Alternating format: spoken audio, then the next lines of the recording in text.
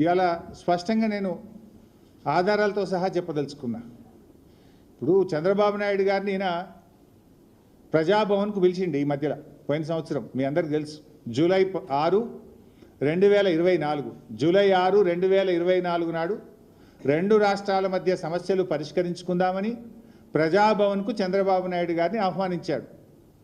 ఆహ్వానించిన తర్వాత ఆ విభజన హామీల ముసుగులో గోదావరి బనకచెర్ల చీకటి ఒప్పందం ప్రజాభవన్ ఆధారంగా రేవంత్ రెడ్డి చంద్రబాబు నాయుడు మధ్య జరిగింది. ఎందుకంటే జూలై 6, 2024 నాడు ప్రజాభవన్లో రేవంత్ రెడ్డి చంద్రబాబు నాయుడుల మీటింగ్ జరిగింది. ఆ తర్వాతనే ప్రాజెక్టు పనులు స్టార్ట్ అయినాయి. రేవంత్ రెడ్డి గారు అదే రోజు ప్రజాభవన్ వేదికగా తెలంగాణ నీటి హక్కులకు మరణ శాసనం రాసిండు రేవంత్ రెడ్డి. ఆ తర్వాత ఏమైంది? జూలై 6, 2024 రేవంత్ చంద్రబాబు కలిసిండ్రు. సెప్టెంబర్ 13, 2024 ఉత్తమ్ కుమార్ రెడ్డి గారు సతీ సమేతంగా బెజవాడకు పోయి బజ్జీలు తినొచ్చిండు. ఇగో అక్కడ సైలెంట్ అయిపోయింది. ఇక బెజవాడ బజ్జీలు తిని బెజవాడకు పోయి చంద్రబాబు నాయుడు సతీ సమేతంగా కలిసి గోదావరి బనకచెర్లకు ఉత్తమ్ కుమార్ రెడ్డి కూడా పచ్చ జెండా ఊపిండు. ఆనాడు రేవంత్ రెడ్డి ప్రజాభవన్ వేదికగా, బెజవాడ వేదికగా ఉత్తమ్ కుమార్ రెడ్డి ఈ ఇద్దరు కలిసి ఈ గోదావరి బనకచెర్లకు జెండా ఊపిండ్రు. జూలై 6, 2024 ఏమో రేవంత్ రెడ్డి, సెప్టెంబర్ 13, 2024 ఏమో ఉత్తమ్ కుమార్ రెడ్డి. కరెక్ట్గా మీరు డేట్లు చూస్తే దాని తర్వాత ఇదే క్రమంలో నవంబర్ 15, 2024 నాడు ఆంధ్రప్రదేశ్ ముఖ్యమంత్రి చంద్రబాబు నాయుడు గారు ఇది నిర్మలా సీతారామన్ గారికి లెటర్ రాసిండ్రు. మీరు కలవంగానే లైన్ చూడండి.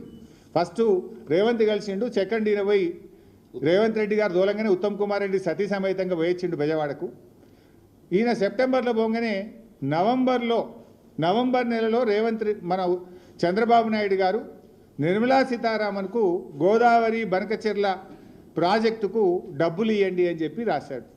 దీని తర్వాత మళ్ళీ డిసెంబర్ నెలలో 80,000 కోట్లు ఇవ్వండి మాకు అని చంద్రబాబు నాయుడు గారు డిసెంబర్లో నిర్మలా సీతారామన్ గారికి ఉత్తరం రాసిండ్రు. నవంబర్లోటి, డిసెంబర్లోటి. అయితే ఇంత కుట్ర జరిగినా కూడా రేవంత్ రెడ్డి మౌనంగా ఉన్నాడు. తెలంగాణ ప్రభుత్వం మాకు ఏం తెలియదు అన్నట్టు నటించిండు. ఉత్తమ్ కుమార్ రెడ్డి, రేవంత్ రెడ్డి ఇద్దరు నటించిండ్రు.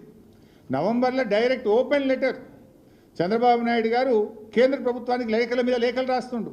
డిపిఆర్ తయారైతుంది, లేఖలన్నీ బయటకు వచ్చినాయి.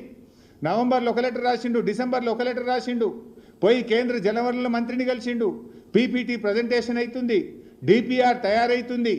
కానీ ఇంత జరుగుతున్నా ఈయన గారు మౌనం వహిస్తాడు, నాకేం తెలియదు అన్నట్టున్నాడు. ఆనాడు బీఆర్ఎస్ పార్టీ అసలు దీన్ని బయటకు తెచ్చింది, పోరాడింది బీఆర్ఎస్ పార్టీ. ఆ రోజు జనవరి 24వ తేదీ నాడు ఇదే తెలంగాణ భవన్లో నేను ప్రెస్ మీట్ పెట్టి ఈ విషయాన్ని బయటకు తెచ్చి లేఖలు బయట పెట్టినా. చంద్రబాబు గారు లెటర్లు రాస్తుండ్రు, ఒక దిక్కు వాళ్ళకు పర్మిషన్లు వస్తున్నాయి, డబ్బులు వస్తున్నాయి, ఏం నిద్రపోతుండ్రా, గడ్డి బీక్తుండ్రా అని జనవరి 24, 2025 నాడు నేను ప్రెస్ మీట్ పెట్టి ఈ భవన్ నుంచి విషయాలు బయట పెట్టినా. మేం బయట పెట్టినాక అప్పుడు బ్యాక్ డేట్లో ఈయన ఉత్తరాలు రాసుడు స్టార్ట్ చేశాడు. అది కూడా ఒకసారి నేను మీకు చూపిస్తా. అది పెట్టు బాబు ఒకసారి. అసలు మనం ఎప్పుడు లేఖ రాసిన పెట్టినావా? మీరు చూడండి ఎప్పుడు రాసిండ్రు. జనవరి 24, 2025 నాడు ఫస్ట్ నేను ప్రెస్ మీట్ పెట్టినా. నేను ప్రెస్ మీట్ మధ్యాహ్నం 4 గంటలకు పెట్టినా. 4 గంటలకు నేను ప్రెస్ మీట్ పెడితే రాత్రి 8 గంటలకు ఉత్తమ్ కుమార్ రెడ్డి దాని మీద ఉత్తరం రాసిండు. బ్యాక్ డేట్ వేసి రాసిండు. బ్యాక్ డేట్ వేసి ఉత్తరం ఎప్పుడు రిలీజ్ చేసిండు? 4 గంటలకు బీఆర్ఎస్ పార్టీ ప్రశ్నిస్తే రాత్రి 8 గంటలకు ఉత్తమ్ కుమార్ రెడ్డి ఢిల్లీకి ఉత్తరం రాసిండు, ఏలేలే బనకచెర్ల ఆపాలి అని. ఎప్పుడు బీఆర్ఎస్ ముళ్ళు గట్టబట్టి పొడిస్తే, బీఆర్ఎస్ ప్రశ్నిస్తే 4 గంటలకు నేను పెడితే 8 గంటలకు బ్యాక్ డేట్ వేసి ఉత్తరం రిలీజ్ చేసిండు. నువ్వు 3 రోజుల కింద ఉత్తరం రాస్తే 3 రోజుల కిందనే రిలీజ్ చేయాలి కదా. 4కి నేను ప్రెస్ పెడితే రాత్రి 8కి నువ్వు రిలీజ్ చేసిన వెంటనే దొరికిపోయినావు, అడ్డంగా దొరికిపోయినావు. ఇది మొదటిది. తర్వాత 27వ తారీఖు నాడు నేను కేంద్ర మంత్రి కిషన్ రెడ్డి గారికి ఉత్తరం రాసిన, మీకు బాధ్యత ఉంది అని. 5 మార్చి నాడు బనకచెర్ల మీద సిద్దిపేటలో ప్రెస్ మీట్ పెట్టినా. ఇది దుబ్బాకలో మా ప్రభాకర్ రెడ్డి గారి దగ్గర పెట్టినా. తర్వాత 25 మే తెలంగాణ భవన్లో మళ్ళీ ప్రెస్ మీట్ పెట్టినా. 6 జూన్ ప్రెస్ మీట్ మాట్లాడిన దుబ్బాకలో. తర్వాత 14/6/2025 నేను పీపీటీ పెట్టిన. ఇక్కడ మళ్ళీ ట్విస్ట్ ఉన్నది. ఇదే మెయిన్ హాల్లో మీరందరూ మీ సాక్షిగా 14 జూన్ 2025 నాడు నేను ఇక్కడ పీపీటీ పెట్టినా. 4 గంటలకు నేను పీపీటీ పెడితే కరెక్ట్గా 5:30కు మళ్ళీ బ్యాక్ డేట్ సూత్రం రిలీజ్ చేసిండు. మీరే సాక్ష్యం. మీ ప్రెస్ రిలీజెస్ చూడండి. కాంగ్రెస్ పార్టీ రిలీజ్ చేసిన ప్రెస్ రిలీజ్ చూడండి. 4 గంటలకు గోదావరి బంకచెర్ల మీద నేను పీపీటీ పెట్టి ఈ ప్రభుత్వం యొక్క ఫెయిల్యూర్ను, ఈ ప్రభుత్వం యొక్క తప్పిదాలను నేను ఎత్తి చూపితే 5:30కు నిన్న డేట్ వేసి ఉత్తరం రాసి 5:30కు ప్రెస్కు రిలీజ్ చేస్తాడు. ఇది అంటే మీ మీ మీ నిజాయితీ ఏందో, మీ సిన్సియారిటీ ఏందో ఇంత స్పష్టంగా దొరికిపోయింది. మీరు అసలు గోదావరి బంకచెర్ల మీద పోరాడింది బీఆర్ఎస్. మొద్దు నిద్రపోతున్నట్టు నటిస్తున్న కాంగ్రెస్ను ముళ్ళుగట్టెతో పొడిచి నిద్ర లేపింది బీఆర్ఎస్. ఇవాళ టీఓఆర్ ఆగిందంటే కూడా ఆ తాత్కాలికమే, బట్ అది జరిగిందంటే కూడా అది బీఆర్ఎస్ పోరాట ఫలితం. అయితే రేవంత్ రెడ్డి దొరికిపోయి ఏం చేస్తాడంటే ఏదో బురద జల్లాలనే ఒక పిచ్చి ప్రయత్నం. ఏదో బీఆర్ఎస్ఏ చేసింది, బీఆర్ఎస్ హయాంలో కేసీఆర్ గారే చేసిండ్రు అని ఒక చిల్లర ప్రయత్నం. నేను అడుగుతున్నా, ఆనాడు అపెక్స్ కౌన్సిల్ మీటింగ్లో ఎక్కడన్నా బనకచెర్ల అనే ప్రస్తావన ఉందా? అందులో బనకచెర్ల అనే ముచ్చట ఉన్నదా మిస్టర్ రేవంత్ రెడ్డి? ఇప్పుడు అది కూడా నేను చదివి మళ్ళీ వినిపిస్తా. రేవంత్ రెడ్డి గారు చెప్పింది ఇది అపెక్స్ కమిటీ మీటింగ్. నేను మీడియాకు కూడా ఫుల్ 12 పేజీల లెటర్ కూడా రిలీజ్ చేస్తా, మీరు కూడా చూడండి. అపెక్స్ కౌన్సిల్ మినిట్స్ ఎవరెవరు ఏం మాట్లాడినరు డీటెయిల్డ్గా ఉంది. I will give it to you. అలా ఎక్కడ బనకచెర్ల ముచ్చట కూడా లేదు. I will read out. Second paragraph చూడండి.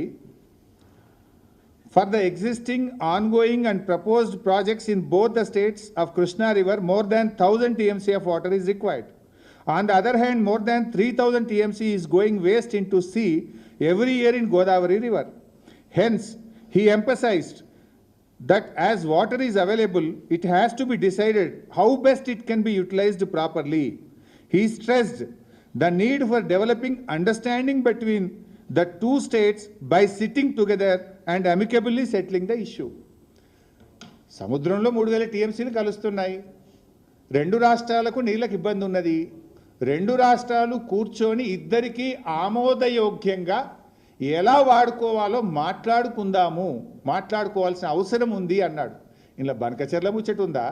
ఆంధ్రప్రదేశ్కు రాసిచ్చిన ముచ్చట ఉందా? ఎక్కడైనా ఆంధ్రప్రదేశ్కి ఇచ్చినామని రాసిండ్రా? నువ్వు తీసుకపో అని నేను ముచ్చట ఉందా?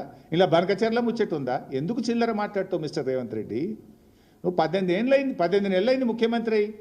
18 నెలలై ముఖ్యమంత్రి అయినాక కూడా నీ తీరు మారదా? కనీసం ముఖ్యమంత్రిగా బిహేవ్ చేయలేవా నువ్వు? ఇంకా నువ్వు ముఖ్యమంత్రి అనుకుంటున్నట్టు అనిపిస్తలేదు నాకు. అదే ప్రతిపక్షంలో ఉన్నప్పుడు బురజల్లుడు, చిల్లర రాజకీయాలు మాట్లాడు, పక్కోని మీద దొక్కుడు, తోసుడు, ఇదేనా ఇక నువ్వు?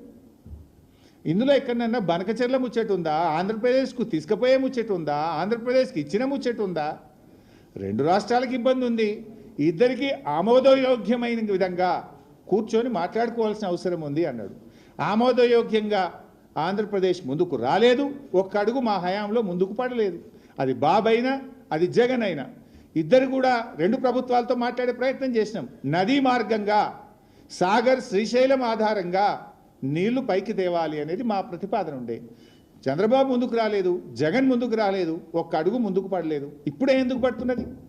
ఇప్పుడు ఎందుకు పడుతుందంటే నువ్వు గురుదక్షిణ చెల్లింపులో భాగంగా బాబు గారిని ప్రగతి భవన్కు పిలిచి చీకటి ఒప్పందం చేసుకున్నావు. దాంట్లో భాగంగా ఉత్తమ్ కుమార్ రెడ్డిని సతీ సమేతంగా బెజవాడకు తోలినాం. అందుకే ఇప్పుడు కదులుతుంది. అప్పుడు ఎందుకు కదలలేదు అని నేను అడుగుతాను. అది చూడండి, సతీ సమేతంగా బెజవాడలో కలిసి వచ్చిండు. రేవంత్ రెడ్డి గారు దోలిచ్చిండి అని ఒప్పుకొని వచ్చిండి పోయి. ఇది ప్రగతి భవన్ మీటింగ్.